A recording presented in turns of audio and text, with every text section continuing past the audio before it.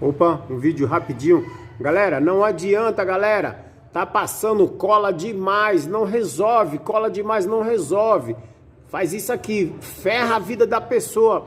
Ah, a luz do óleo tá piscando. Tá tendo barulho no motor. Olha aí, ó. O Zé Colinha passa, mete marcha aí, ó. Coloca tanta cola, o excesso. Olha o que acontece.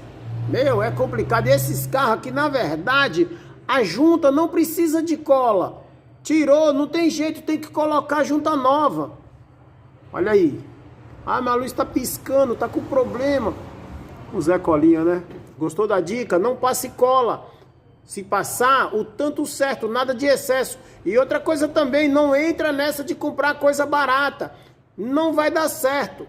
Bacana? Gostou? Dá um like, se inscreve no canal. Um abraço.